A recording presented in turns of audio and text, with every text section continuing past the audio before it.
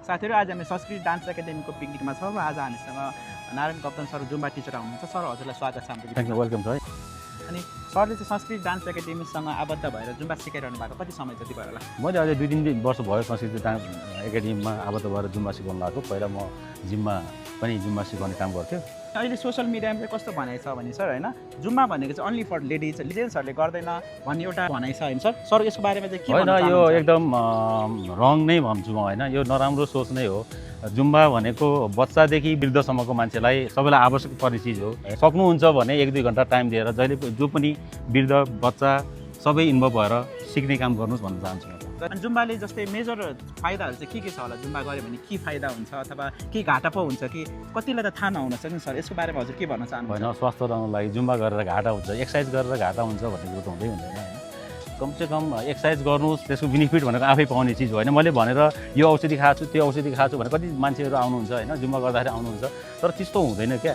अब कमसेकम पछि गर्दै जाँदाखेरि होइन, टाइम कमसे 1 महिना 1.5 महिना गर्दै जाँदाखेरि मैले यो छोडेँ सर, मलाई यो यस्तो इन्भल्भ भयो, मलाई यति हल्का भइरहेछ, यो दुख्थ्यो त्यो दुख्थ्यो, यो हरायो भन्ने कुरो धेरै कुराहरू सुनिन्छ क्या, खुसी लाग्छ कहिलेकाहीँ। जहाँसम्म गलत छैन, सरले जुम्बा त सिकाउनुहुन्छ संस्कृति डान्स एकाडेमीमा। सरले त्यहाँ विभिन्न किसिमको अरू फर्मको डान्स पनि हजुर आफै स्टुडेन्ट भएर पनि सिक्दै हुनुहुन्छ हो कि होइन सर? अनि हजुरलाई चाहिँ के लाग्छ संस्कृति डान्स एकाडेमीमा डान्स सिकेपछि हजुरले जुन 0 लेभलबाट सिक्नु भएको थियो इम्प्रुभमेन्ट कस्तो लाग्छ? राम्रो छ कि छैन? अथवा यहाँ आयो भने इम्प्रुभमेन्ट हुन्छ कि हुँदैन? हजुरले जेन्युन रिभ्यू दिँदाखेरि चाहिँ हजुरले के भन्न चाहनुहुन्छ? जति पनि हामीलाई हाम्रो भिडियो हेरिराख्नु भएको छ उहाँहरूलाई एकचोटि आउनुहोस् होइन, यति सरल र एकदम इजी क्या, त्यो खेला जस्तो होइन। उहाँलाई त्यो भानै हुँदैन कि मैले डान्स सिकिरहेको छु। त्यति इजी सजिलो तरिकाले सिकाउने भएको एउटा खुबी छ सरको।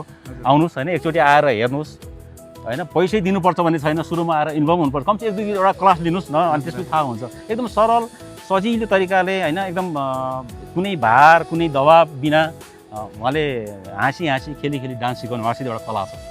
अनि जति पनि हाम्रा दिदीहरू हुनुहुन्छ खाली बस्नु भएको छ, जति पनि भाइ बहिनीहरू यतिकै खाली समय बिताएर बस्नु भएको छ होइन, जसलाई चाहिँ डान्स सिक्न मनपर्छ, साथसाथै फिट रहन पनि मनपर्छ, जो सिक्न चाहनुहुन्छ तर उचित एकदम राम्रो ठाउँ भेटिरहनु भएको छैन, उहाँहरूलाई चाहिँ संस्कृति डान्स एकाडेमी कोटेश्वरमा आउनको लागि चाहिँ कस्तो खालको मेसेज दिन चाहनुहुन्छ? होइन, तपाईँ आउनुहोस्, कमसेकम 1 घन्टा, मैले अघि नै भनिसकेँ, 1 घन्टा त्यो आफ्नो लागि एउटा टाइम दिनुहोस्। एकचोटि आएर तपाईँ त्यो पैसै दिनुपर्छ भन्ने छैन। फेरि अघि सरले पनि भनिसक्नु भएको छ, हाम्रो सरले पनि अफर एकदम संस्कृति डान्स एकाडेमीमा चाहिँ 2083 को लागि अफर पनि चलिरहेको छ। हाम्रो जुम्बा टिचर सरले पनि भनिसक्नु भएको छ। सो ढिला नगर्नुहोस्, संस्कृति डान्स एकाडेमी कोटेश्वर आजै जोइन गर्नुहोस्।